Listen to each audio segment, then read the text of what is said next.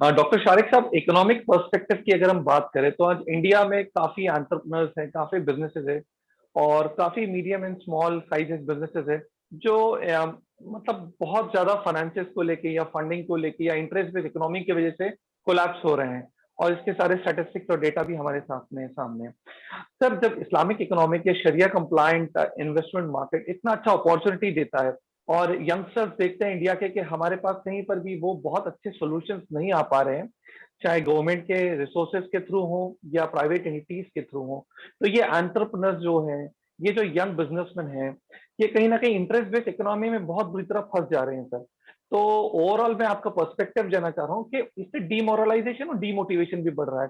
ये बात बहुत हो रही है लेकिन प्रैक्टिकली कहीं कोई सॉल्यूशंस आ नहीं रहे हैं शरिया कंप्लाइंट इन्वेस्टमेंट्स को लेके या शरिया कंप्लाइंट फंडिंग को लेके या शरिया कंप्लाइंट एक बैंकिंग स्ट्रक्चर को लेके। तो इससे डीमोरलाइजेशन करने वालों को भी होता है, लेकिन हमको तो काम करना है। सर, आपका एक ओवरऑल पर्सपेक्टिव, ताकि हम यंगस्टर्स को, आने वाले यूथ को, बिजनेसमैन को, इंडियन इकोनॉमी को थोड़ा सा एक हिम्मत दे सके, कॉन्फिडेंस दे सके कि हम कैसे इसको सर आगे इस चैलेंज को फेस कर सकते हैं।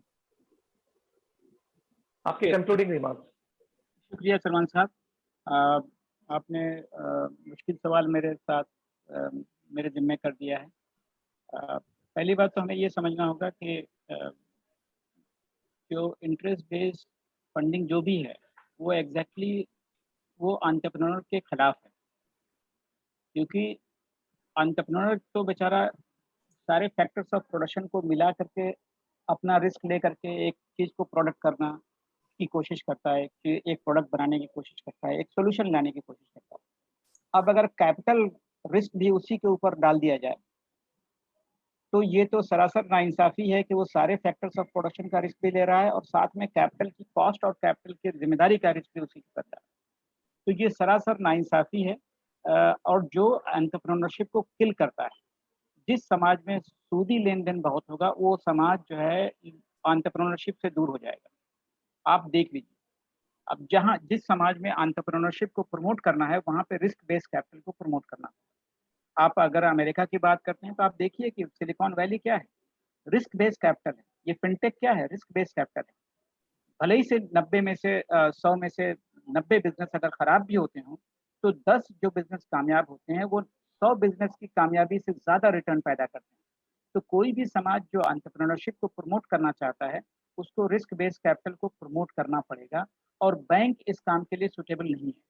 क्योंकि दुनिया में किसी भी एंटरप्रेन्योरशिप फर्म को या एंटरप्रेन्योर को बैंक ने पैदा नहीं किया है।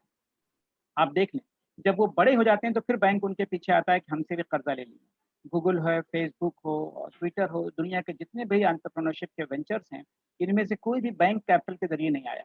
तो पूरे समाज की सेविंग बैंकों की तरफ जा रही है और एंटरप्रेन्योर जो है बैंकिंग के बजाय उठ के आ रहे हैं। तो हमें ये गौर करना पड़ेगा कि हमारा निज़ाम का जो फाइनेंशियल सिस्टम है हमारा है, वो आखिर क्या बात है कि एंटरप्रेन्योर को सपोर्ट नहीं कर पाता और एंटरप्रेन्योर तमाम मुसीबतों को, मुश्किलात को पार करके जब बड़ा हो जाता है, तब बैंक आता है उसको सपोर्ट करने। और हमारे मुल्क में एक और बड़ा मसला है कि बैंकर्स जो है, वो हमेशा एस्टेब्लिश बिज़नेस की तलाश में होता है ताकि वो कैपिटल और सूद दोनों को प्रोटेक्ट कर सके।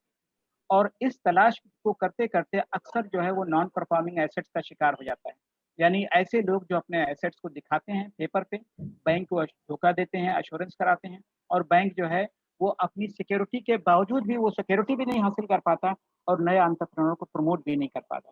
तो बैंक जो है वो चूँकि वो सूद के हिसाब से काम करता है, कैपिटल को प्रोटेक्ट करके इंटरेस्ट लेने की काम करता है, इसलिए वो एंटरप्रेन्योरशिप के को प्रमोट ही नहीं कर सकता। वो जिस मुल्क में बैंकिंग कल्चर है, उस मुल्क में एंटरप्रेन्योरशिप कल्चर नहीं हो सकता। और जिस मुल्क में एंटरप्रेन्योरशिप कल्चर है, वहाँ पे बैंकिंग एसेट जो है सिर्फ़ ट्रांज़ैक्शन के मनी के होंगे, बाकी कैपिटल मार्केट के ही प्रमोशन होगा। दुनिया में जितनी तरक्की याफ़्ता ममालिक हैं, आप देख लें कि वहाँ कैपिटल मार्केट का क्या रोल है और वहाँ के बैंकिंग सेक्टर का क्या रोल है, तो हमें इसका अंदाज़ा लग जाएगा।